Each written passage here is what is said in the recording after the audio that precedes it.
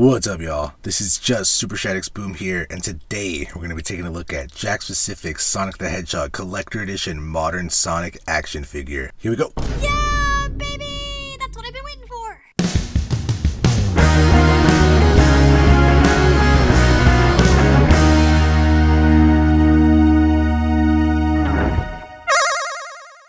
Alright, y'all, so today in the house we've got Jakks Modern Sonic Collector figure. As per usual, I am late to the party, even though I was like the first person to get this guy in hand all the way back in January, and it's been my most anticipated piece this year. I just took some quick photos day one, and ever since then he's just been taunting me, begging to be opened. When it came to the previous collector figure, I liked him, but I felt he wasn't really worth the price. I was also kind of expecting too much, saying he should live up to my standards of high-end premium collectibles. What I was really saying was that I'm an import elitist who wanted this guy to be an import figure. But since then, I've calmed down and given domestics a shot, so I really just want this guy to be at least on the level of a $25 to $35 figure while having the value that comes with that $50 price tag. So with that said, I'm just shut the hell up. After all this time, I know what y'all want. Less talk, more figure. So let's go ahead and just take a look at this guy.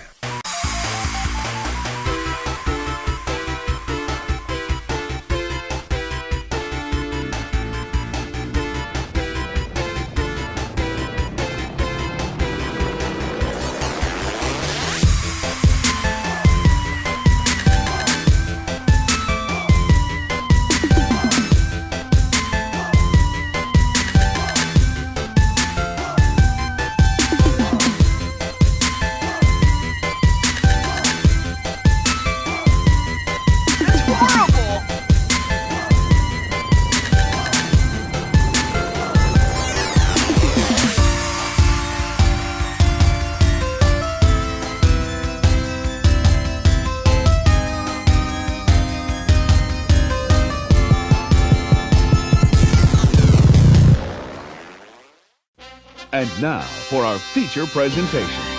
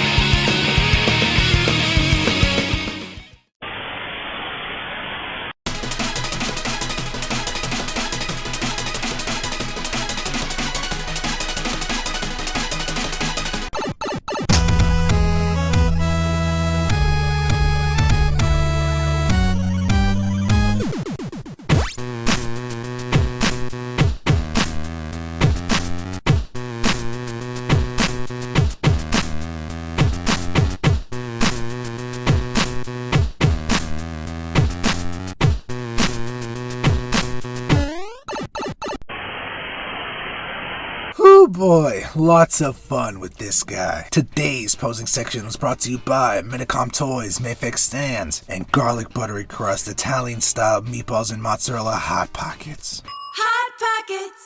So from what you saw just now, this guy poses like a dream and looks fantastic from head to toe. Taking a closer look at the details, he's pretty much perfect when it comes to the paint. Sonic's design is pretty simple color-wise. His shoes are pretty clean, which is where most of the detail is, so that's cool. Only real problems with him are just plastic molding issues like swirling and seam lines everywhere. The sculpt for the figure itself is great and pretty accurate to the character. I'm sure some of you noticed this by now, but Sonic seems to have been hitting the gym lately. His arms are super buff, wow. Definitely jarring at first, but I got used to it over time. They probably thickened his arms to implement the highly beloved elbow joints. With what we've experienced with Sonic's noodle-ass arms, yeah, the girth helps with breakage. Kind of wonky in a neutral pose, but it's at least a little proportionate so it's not too extreme. When it comes to the articulation, he's essentially just a souped-up Jakks 4-inch figure. The head swivels at the neck, joint gets a full 360. The muzzle on mine pops off after a couple full rotations, might be because of the shoulders, I don't know. Peg and hinge combo with the side of fries for the shoulder moves up this far, gets slightly past 90 degrees. It also goes forward and backwards, but not by much since the shoulders are sculpted in a way that blocks the range of movement at a certain point. Shoulders can swivel, but it's kind of at an awkward angle. Also, Sonic's big ass head gets in the way. We've got a pretty nice elbow joint that bends up slightly less than 90. If you really want to, you can bend it downwards, but it does put some stress on the plastic covers. Elbows can swivel as well, and ball joints for the wrist. Nothing in the torso, massive L. Hips can swivel, go forward about 90, actually no it doesn't, damn. Goes back about this far. If you rotate the joints, homeboy can do a perfect split. Knees bend and swivel, and ball joints in the ankles. The articulation is pretty basic. Like I said, he's essentially just a souped up 4-inch figure. But one major strength he has, besides the accessories, we'll get to that later, I'm like 95% sure his head is hollow. The collector figure just seems lighter and less solid than his 4-inch counterpart, which is pretty wild since he's got a whopping 2 inches over this guy. The balancing advantage is insane, super fun to pose with stunningly beautiful looks. It's kind of tricky to get him in a neutral pose since his head is still a big hunk of plastic. It's possible though. He's also a pretty big guy, for a Sonic figure at least. He's standing at a solid 6.5 inches. Here he is with various Jakks 4-inch figures you might have, 2.5 inch, Hasbro, Marvel Legends, Medicom, Mayfix, Mofix, Mafix, whatever, Figma, some Gokus. Lastly, here he is with my goats, Nendroid Sonic and Mezco Iron Man. He's definitely going to be massive for some collections, doesn't really mix with other Jakks lines, and he's pretty big for 1/12 scale. He's kind of like his own special little entity, like McFarlane figures. So he only looks good with other figures in this line, which is just classic Sonic so far. With this figure costing $50, he should come with a buttload of stuff.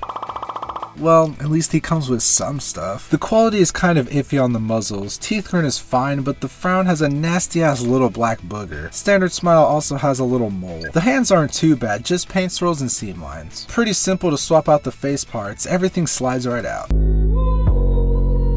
I pull on Sonic's nose like a dumbass, which is probably what you're not supposed to do. Just pull on the cheeks for caution. Shove your finger under this rectangle under his eyes and they pop right out. Hands and feet are just on ball joints, so all you gotta do is pop them off. The left side is super smooth. The right side is a bitch to pull off and especially to pop on. I bend the elbow so I have something to push against. Pops are super satisfying, by the way. I really love these open hands, man. They're so badass and dynamic. They can also be used to hold the green Chaos Emerald he comes with. It's pretty similar to the one that came with the 4-inch knuckles. So similar, in fact, it's almost identical. Oh wait, it's the exact same accessory. A $50 figure reusing accessories. What the hell, man? I'm not upset that they didn't make a new original mold. It was a smart decision. It's just lame that this figure comes with barely any hands and an old accessory. At least it scales well or whatever.